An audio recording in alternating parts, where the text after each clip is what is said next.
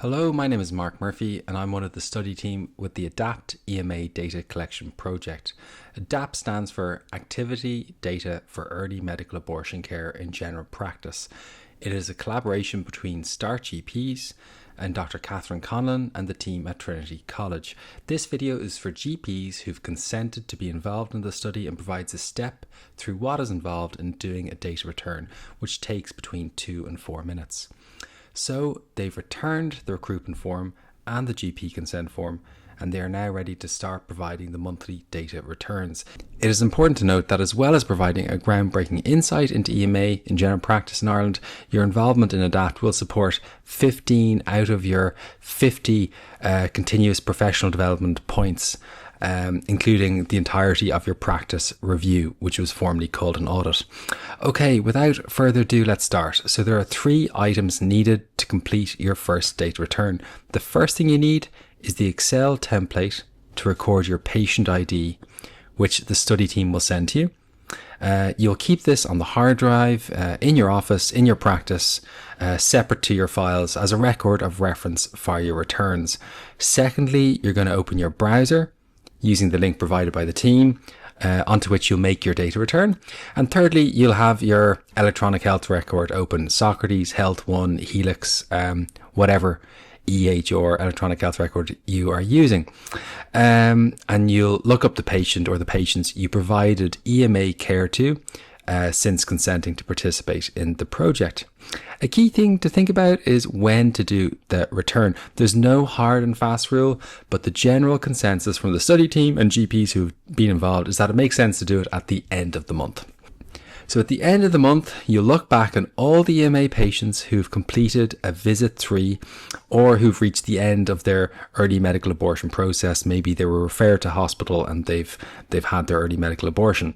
So you have to wait to visit 3, and this allows us to capture and have clarity about everything that has happened to the woman and to see if there's any complications, etc. Okay, let's have a closer look at the Excel file. A GP identifier will be sent to you by the study team, and in this example it's 001. This is unique for you and will allow the data to be related to your practice, which will ultimately be useful for your audit and practice review. This is always the first column in the data set. The next column in the ID is really important, and this is an ID that you are going to make for the patient. In this example, for the first patient, I've given the ID 001. The next patient in the next row would be 002, etc. And you will create this ID. The combination of your GP ID and the patient ID you assign will provide a unique patient ID, and it allows the study team identify each unique return. This study ID is what makes the data anonymized, so you never submit a date of birth or a name into the data return. It's only this patient ID which is anonymous, and it's kept on your computer in your practice. Also in the Excel file, you record the date of the first visit, maybe the date of the third visit, and importantly, only patients who have consented to be part of the research project will be included. So you'll record that here, you'll put in the patient's name here, and in this case it's Jane Doe. But just to stress again, this will never be disseminated outside of your practice. This is the key to link the patient ID number to the name, because sometimes the study investigating team might come back to you with a query about patient 001, and you might have forgotten what patient 001 is or and who that refers to, and you'll use the Excel file to link the name and the number together. Okay, so that's the first thing, the Excel file. Let's just say we're going to do our first data return at the end of the month. We've only seen one EMA patient in the practice, so the visit 1 was on, let's just say it was on the 13th of October, and we're going to do the data return at the end of October. Visit 2 was 3 days later, so that could have been the 16th of October. And 2 weeks later, I do a follow-up visit 3 in the patient, and I confirmed that it was a successful EMA and the low sensitivity pregnancy test was negative. So I'm going to do a data return for this patient because visit 3 is completed. So looking at this case in Socrates, you can see that I've recorded 3 consultations here. Visit 1, visit 2, visit 3. I'll have Socrates open, for this patient so I can extract data, and I'll just repeat that this patient did consent to be involved in the study. I go to the data collection form, and I'd recommend having a favorite or starred link to the data return as a saved item on your browser, so it's easily accessible at the end of the month and straightforward. And you have that open on your computer, and we're going to start the data return.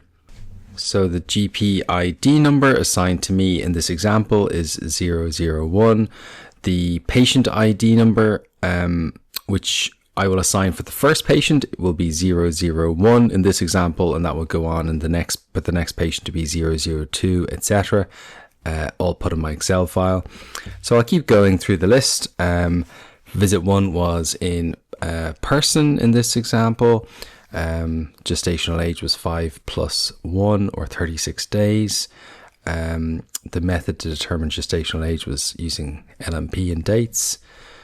Gravida 1, parity 0, no miscarriages. There was no indication for an ultrasound scan in this case. The patient was not using any contraception in the last few months. She came to the practice through calling my options. There was no need to refer to maternity hospital. There was a 3-day wait in this situation. Visit 2 was in person. I used the practice patient information leaflet that incorporates the consent for this study. There were no complications reported at visit 3 or before that. No referral. There was no HCG tracking. And the EMA at visit 3 in this example was at visit 3 it was a complete EMA with no complications, and that was done by phone in this example. There was no referral to maternity hospital. Issuing the medications was in keeping with the model of care. I've said here that I tried to contact the patient once, and that a home test was needed, that contraception counselling was provided, and you can see here I finish up with the patient age and saying that no translation services were needed. The patient did not have a medical card, and then just where they live, and a few other demographic information like this, marital status, ethnicity, and then you click submit. So that's the end of the video. Thanks so much for listening to this and watching the video, and we really appreciate your involvement in the study. Please contact the study team if you have any queries at all.